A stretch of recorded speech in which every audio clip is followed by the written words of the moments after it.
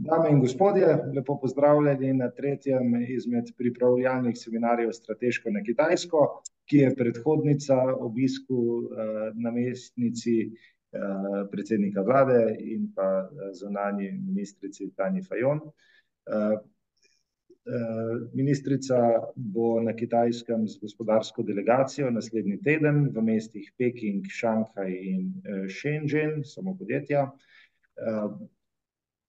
Seminarji, ki jih pripravljamo, služijo kot priprava na poslovanje na Kitajskem.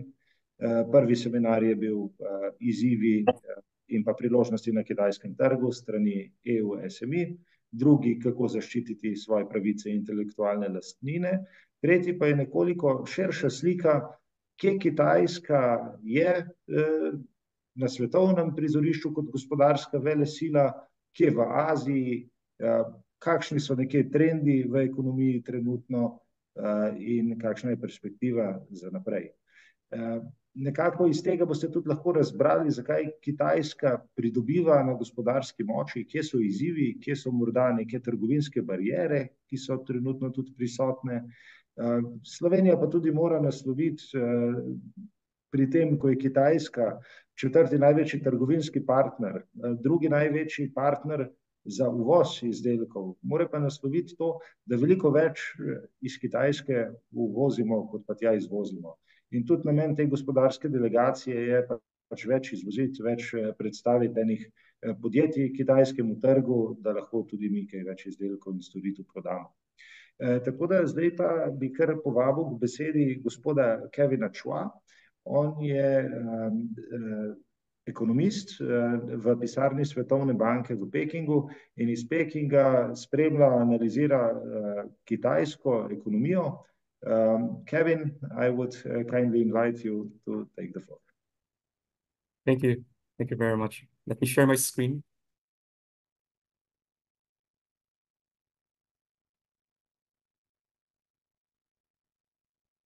Okay, good, Kevin. Okay, all right. So, good morning, friends from Slovenia. Good afternoon from Beijing. Before I continue, I want to send my gratitude and appreciation to John and Martin, and of course, the Embassy of Slovenia in Beijing for inviting the World Bank to present on this macroeconomic overview and outlook in China. So my presentation today, as I've mentioned, will look into the macroeconomy of China, recent developments and outlook, and also some of the policy direction the government is taking. Hopefully, this could give our audience some ideas of the policy priorities of the government, what are the areas where we can benefit, what are the areas where we know that there will be some very good growth prospect, especially on the Chinese economy. So let me begin with our three key messages. And this came from our report back in December, the China Economic Update. First, China's economic activity saw gains, especially in 2023 and also in the first 2 months of 2024, but uneven performance persisted. On the one hand, we see manufacturing, public infrastructure, services sector, and exports experiencing a strong performance. But on the other hand, goods demand stayed weak and the property market slump continues. The inflationary pressure remained a challenge in this economy. Now, what is the government doing? The government is taking policy actions. However, policy actions are constrained. In terms of monetary policy, actions are constrained by the risk of currency devaluation and also capital outflows, especially in consideration of the interest rate differential between China and other big economies like the US. Now, when it comes to fiscal policy is also constrained by local government financing constraint. We know that local governments get a lot of their public revenue from the lease of land, and given the slump in the real estate sector, this also affects their land lease revenue. So the World Bank projects growth for this year at 4.5% and 4.3% in 2025. Risks to the outlook are broadly balanced. So let me discuss consumer spending in China. What are we seeing? Consumer demand faced continued uneven performance. Retail sales grew lower by 0.1% month on month in the first 2 months of 2024. And this is lower than 0.3% in December. What we see is from the left-hand side graph is that our retail sales index has not yet returned to its pre-pandemic level, nor has it returned to its pre-pandemic rate. However, if we disaggregate retail sales, what we find is that there is a good and strong performance in the services sector. At least for the first 2 months of 2024, the services sector in retail sales grew 12.3%. And this has been driven by leisure-related activities and other services around the Spring Festival holiday. So think about travel, accommodation, transportation, catering. These are the activities that has been driving the services retail sales growth in China. However, if you look at consumer goods, growth has been much tempered. Consumer goods retail sales only rose 5.5% in the first 2 months of the year. It has been dragged by, let's say, daily use goods, clothing, and also some of these items that is related to the real estate sector, such as furniture, decoration materials, and household appliances. If we look at other items, however, automobile is still growing well, recreational goods are growing well, telecom appliance, and some electronics are also growing well. How about investment? When it comes to investment, the storyline is somewhat similar. We see a divergence across sectors. And I think this is a very important thing to note. First, the fixed asset investment in China in the first 2 months of the year grew 0.6% month on month, seasonally adjusted, from a slight contraction in December 2023. However, if we disaggregate this fixed asset investment, we notice that manufacturing is growing really well, infrastructure as well. Manufacturing grew by 9.4%, infrastructure grew by 9%, and a lot of this has something to do with the policy support given by the government of China to these manufacturers and infrastructure companies. But then the real estate sector, again, is a weak link in the economy. It contracted by 9.1% in the first 2 months of 2024. So you can really see this divergence. On the one hand, manufacturing in China is still good, infrastructure as well is still good, but then the real estate sector has been a slump and has been dragging growth, at least for the past 2.5 years now.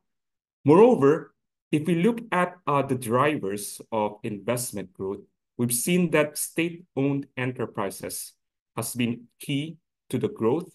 We know that the Chinese government has been supporting some sectors of the economy, for instance, advanced manufacturing, EVs, green energy.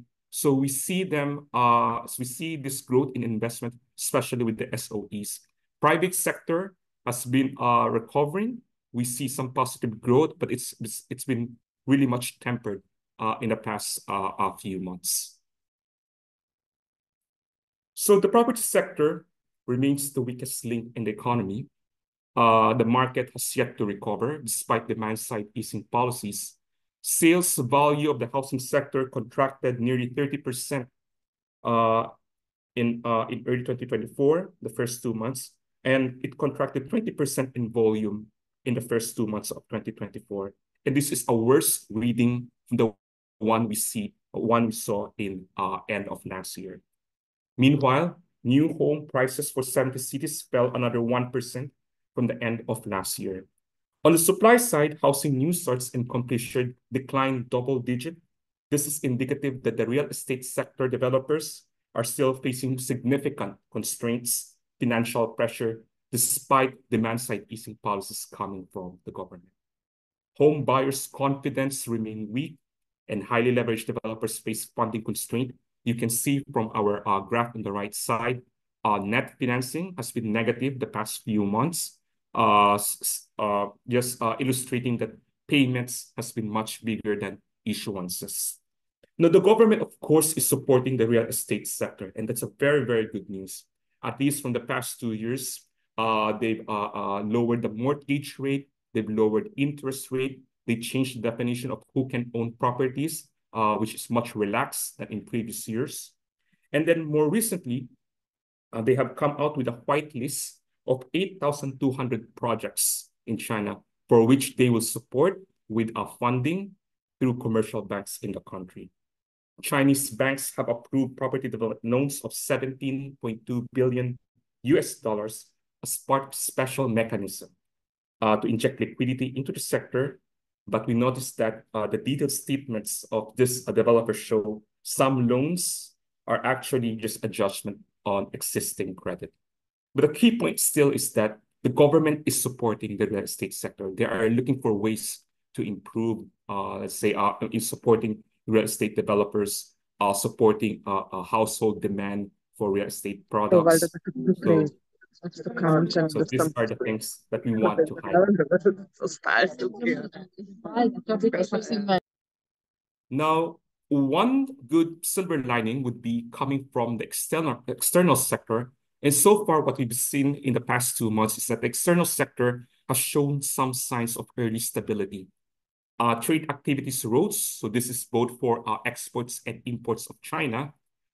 We've seen a rebound. Exports grew 7.1% year-on-year in US dollar terms.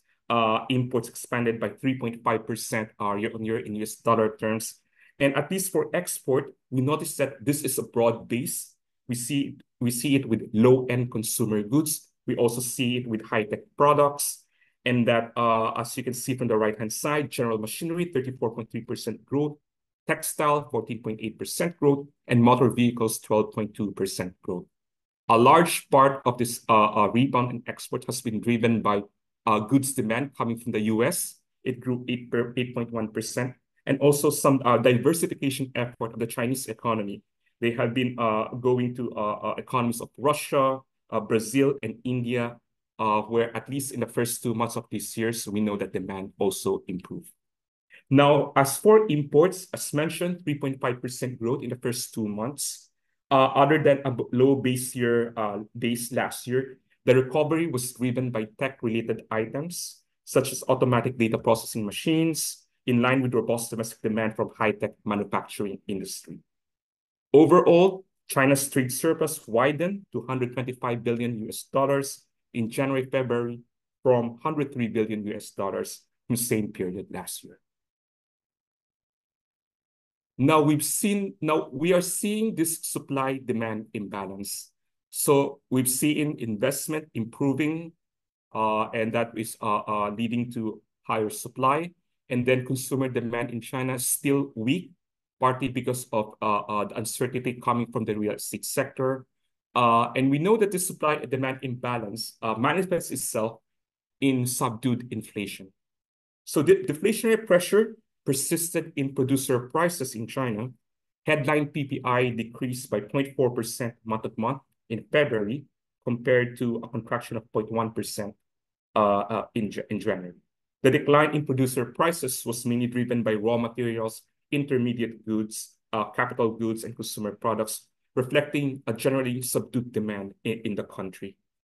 Now, in contrast, PPI for oil experienced a slight uptick amid increasing international oil prices.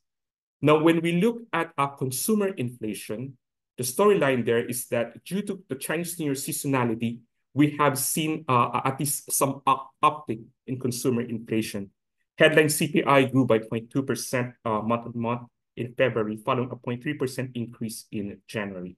And this was mainly attributed to higher core inflation, excluding food and energy prices, led mainly by the services sector. If you recall, we've seen this data earlier on retail sales. It was really the services sector which is driving this growth in retail sales. And so we also see it in the consumer inflation.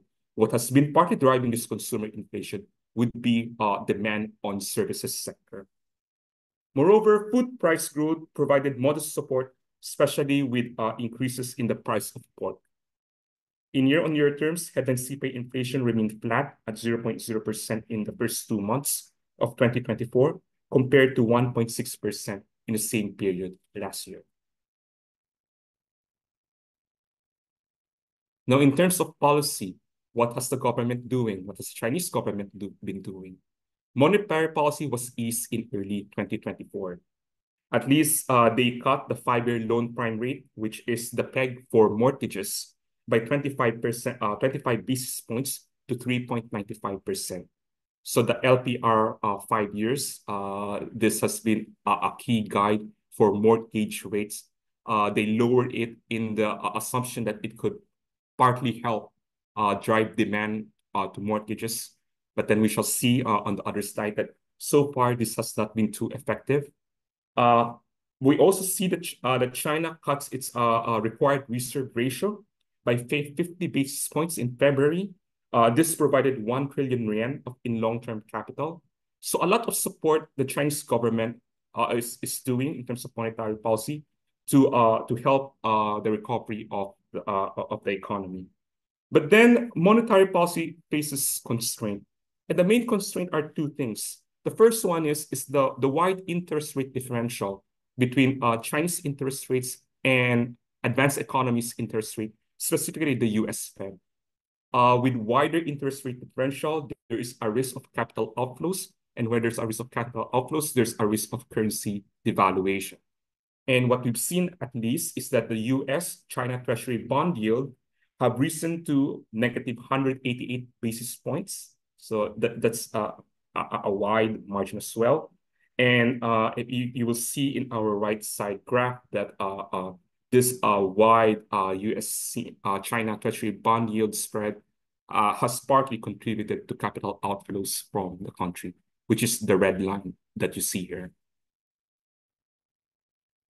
And despite the lower interest rate, what we've observed is that households in China are borrowing less. And what has been supporting credit growth has partly been the government bond issuances. Total social financing in China expanded in February by 9% year-on-year. That's also a good expansion. A large component of this total social financing is still bank loans. Bank loans jumped a record high in January at 4.9 trillion renminbi as the central bank moved to shore up the economy. But then there's a diverging demand. Most of the demand for the bank loans are coming from corporates and not households. The story is that household is borrowing less mortgages, partly because of the uncertainty and the slump in the real estate sector. Besides that, government bond issuances, which is the yellow bar that you see on the left side graph, the government bond issuances is now playing a more important and improved, a larger role in supporting credit growth in the country.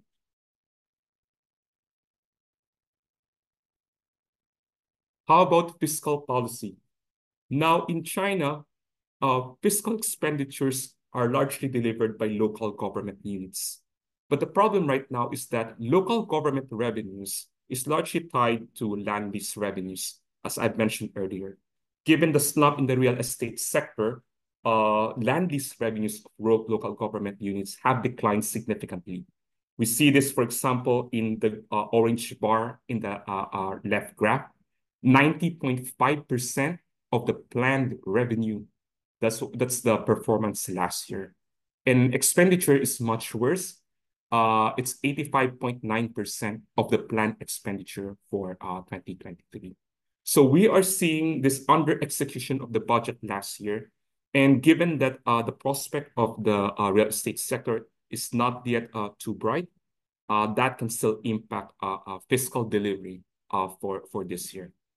Now, diminished land lease revenue is leading to under execution budget. High local government as well.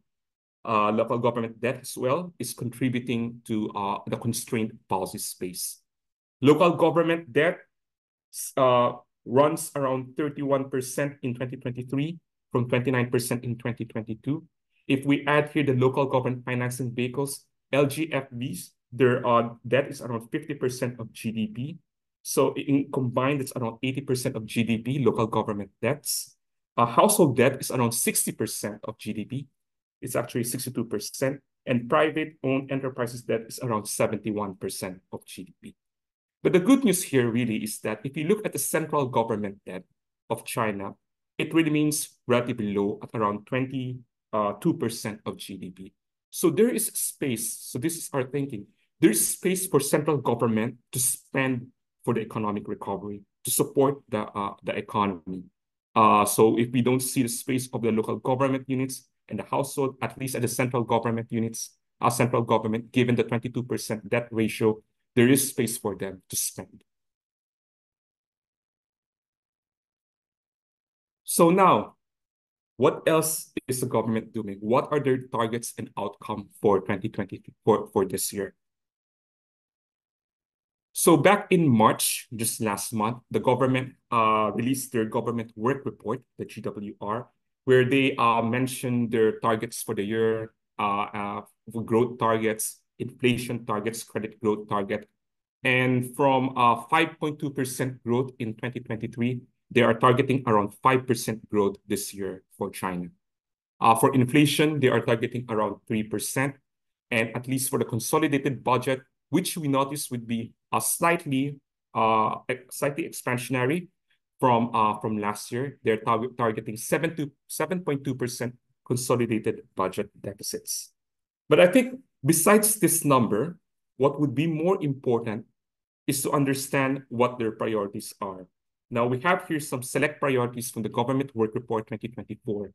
And one of them would be they will continue to support the private sector growth and also to attract foreign investment. As part of the government's two unswervings, the government's pledge to support state-owned enterprise, but at the same time support private sector growth. And the way they're doing this is improving the ease of doing business as one part of it. And also, at least from the Government Work Report, they did mention that they want to increase the share of financing, the share of loans, the share of credit that goes to the private sector. The government also mentions that they're gearing towards the modernization of the industrial system and the development of new quality productive forces. So there will be a focus on innovation for this year. The focus on innovation and the upgrade of industrial and supply chain, and on industries such as new energy vehicles, green industries, digital economy, low-altitude economy, and advanced manufacturing.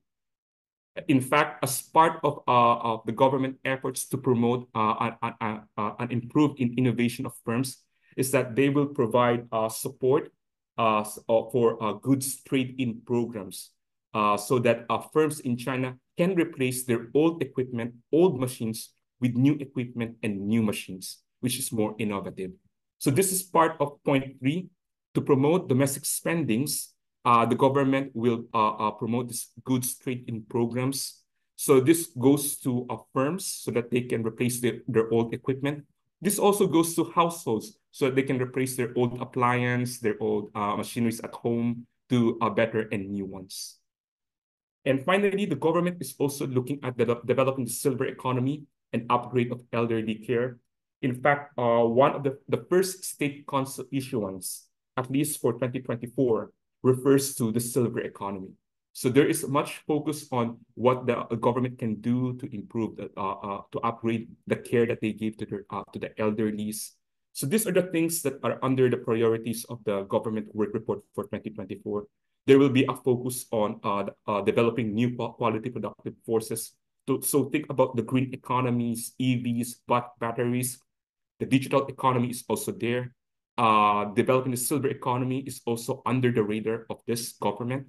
And if you think about consumer spending has been weak in China, but then the government is trying to perk it up through this goods trade-in program.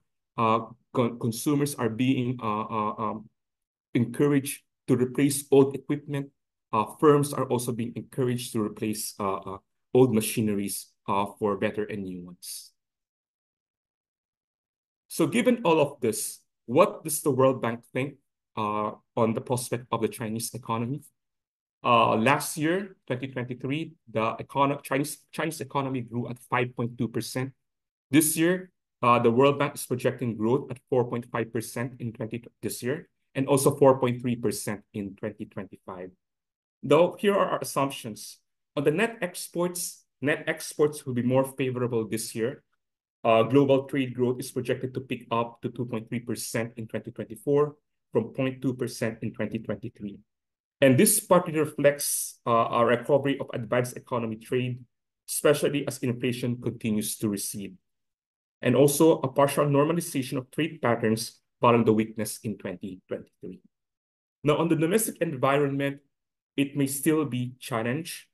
Consumption growth is expected to soften this year, as confidence has not yet fully picked up.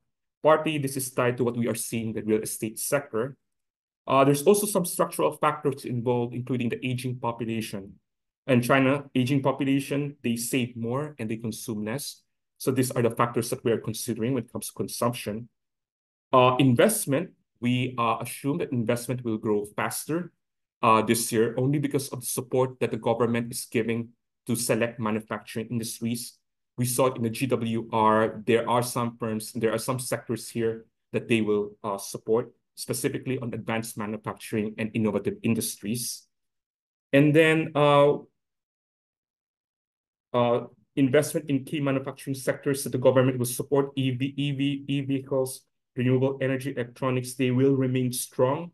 If what will constrain investment potentially would be the high debt levels and also the real estate slowdown if this is prolonged.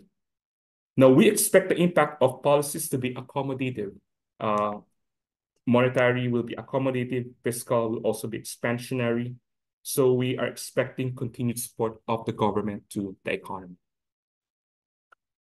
Nonetheless, there are risks to the outlook, but the risks are broadly balanced. I'll just quickly go through it. The upside risks include higher than anticipated fiscal stimulus. If we see the government delivering more fiscal stimulus, that would be good to growth. Faster restructuring of the property sector that would stimulate private investment, and stronger than expected global demand. There are, however, still downside risks, and the downside risks involve deeper and more productive contraction of the property sector, prolonged weakness in investor and consumer confidence, and of course, geoeconomic tensions with elections in major economies and trade disputes. Now, this will be my last two slides. So there was a question on how does development in China affects economies in the East Asia region. Now, we have this report that came out recently, the EAP update a few weeks ago. And what we've shown here is that the growth and monetary developments in China and also the US will have significant impact on developing EAP economies. What we have here on the right side, on the left-hand side graph, is the impact of a 1 percentage point decrease in China and US GDP growth and a 25 basis point increase in US two-year yield. And what we see is that an unexpected 1 percentage point decline in US GDP growth would decrease growth rate in developing East Asia Pacific countries by an average of 0.5%.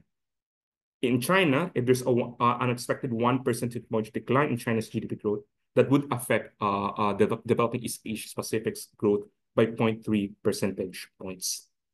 Unanticipated shocks to US monetary policy also affect growth. A 25 basis points increase in interest rate will lower growth by an estimated 0.5 percentage points.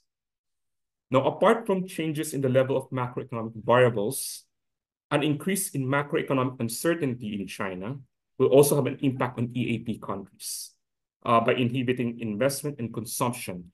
A 1 standard deviation uncertainty shock in China will reduce industrial output growth by 0.3 percentage point after 6 months. And then this impact will diminish over time. How about on trade? What have we seen? US-China decoupling in bilateral trade is real. So, however, supply chains remain intertwined in China. Between 2017 and 2022, China's share of US imports fell from 22% to 16%.